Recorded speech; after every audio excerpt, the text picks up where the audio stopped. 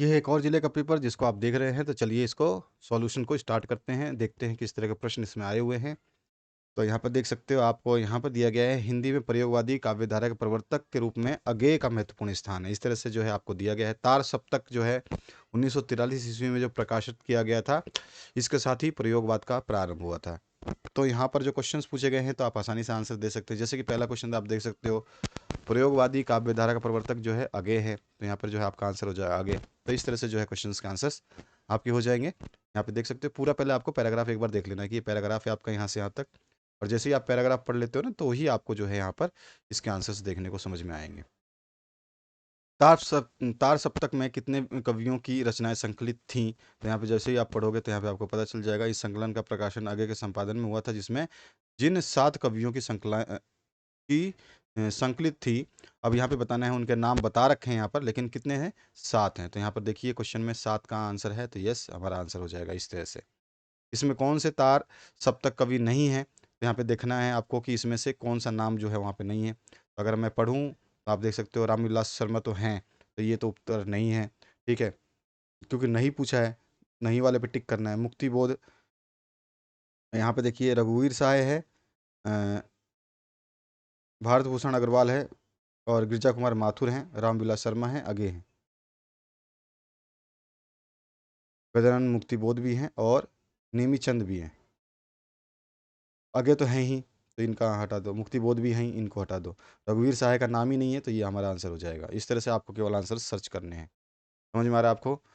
इस तरह से तीसरे सप्तक का प्रकाशन कब हुआ था? तो तीसरे सप्तक का प्रकाशन, दूसरा सप्तक ये है, तीसरा सप्तक जो है 1959 में हुआ था।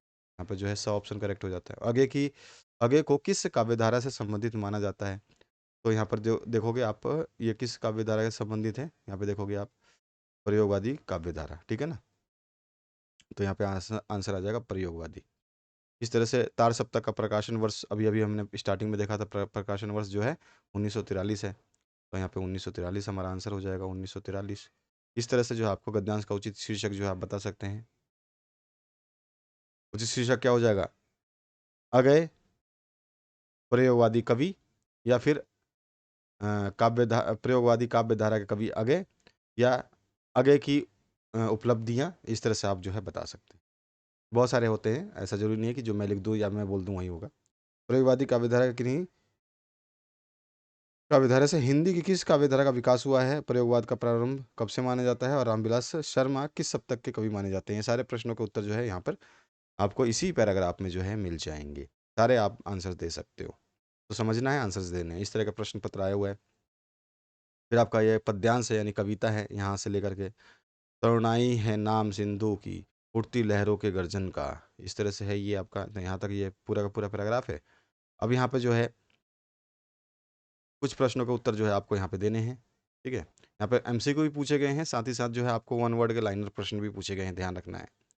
निम्नलिखित सत्य असत्य बताने, इसमें आपको कौन से सत्य है, कौन सा असत्य है। फिर रिक्त स्थानों की पूर्ति करना है आपका। ये देखिए इतने सारे क्वेश्चन हैं जिनकी रिक्त स्थानों की पूर्ति करनी है। किसी भी जिले का कहीं भी कोई भी क्वेश्चन उठा करके दिया जा सकता है आपको। हर क्वेश्चन पेपर अगर आप पढ़ते हैं, तो उसमें आपको कोई इशू नहीं होना चाहिए। मुझे विश्वास है कि अगर आप सारे पेपर पढ़ते हैं, तो आप पूरा परिणाम प्राप्त कर सकते हैं, यानी कि सारे के सारे क्वेश्चंस के आंसर्स आप दे सकते हैं आसानी से। हर पेपर अगर आप पढ़ते हैं तो 50 ज़िले हैं आपके, 50 ज़िलों में से 50 तरह के पेपर आएंगे। ठीक है, इस 50 में से कुछ पेपर्स जो है 5 ज़िलों में सेम आ जाते हैं, 6 ज़िलों में सेम आ जाते हैं। और आपका जो पेपर हो रहा है ना, ये पेपर आपके, ऐसा नहीं है कि आज हिंदी का सभी जगह हो रहा है, ऐसा बिल्कुल नहीं है। आज हिंदी का भी हो रहा है, कहीं राजनीति विज्ञान का हो रहा है, कहीं पर किसी ज़िले में अंग्रेजी का हो रहा है, कहीं पर जो है भूगोल का हो रहा है, कहीं पर इतिहास का हो रहा है। सारे पेपर्स हमारे पास आ रहे हैं। हम जैसे जैसे अपलोड करते जाएंगे, आप उनको पढ़ते जाइए, ऑटोमेटिकली जो है आप बेहतरीन कर पाएंगे। तो मैं समझ पा रहा हूँ कि आप समझ गए होंगे मैं क्या कहना चाहता हूँ। यहाँ पे कुछ क्वेश्चंस हैं जो आप देख सकते हैं। 5वें नंबर में कुछ छोटे छोटे एक एक नंबर के क्वेश्चंस पूछे गए हैं। इन तरह के क्वेश्चंस के आंसर्स मैं ऑलरेडी, जो पहले क्वेश्चंस मैंने करवाए हैं उसमें मैंने बता रखा है। फिर 6 से लेकर आगे तक के प्रश्न आप देख सकते हैं। यहाँ पर सारे प्रश्न आपको दिया गया है। 15 में अथवा है पार्ट आपका, ठीक है ना? ये देखो, 15 में अथवा पाठ है। फिर 16 में भी अथवा पाठ दिया गया, जिसमें गद्यांश की सप्रसंग व्याख्या करनी है। ये हमेशा पूछा जाता है, हर प्रश्न पत्र में आता है सप्रसंग व्याख्या। इसमें अथवा ऑप्शन भी है कि भाई अगर आप ऊपर वाला नहीं करना चाहते हो, इसकी सप्रसंग व्याख्या नहीं करना चाहते हो, तो यहाँ पर जो है आप इसकी सप्रसंग व्याख्या कर दो। यहाँ पे सप्रसंग व्याख्या फिर से आपको देनी है, किसकी? पद्यांश की, यानी कविता की।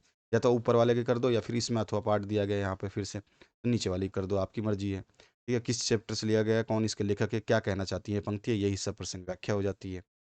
इसके बाद जो है आपका प्रश्न पत्र जो है 18 और 19 नंबर क्वेश्चन में ख़त्म हो जाता है, जिसमें आपको जो है यहाँ पर पत्र लिखना है, कार्यालय पत्र है, देखिए आप देख सकते हैं, ठीक है ना।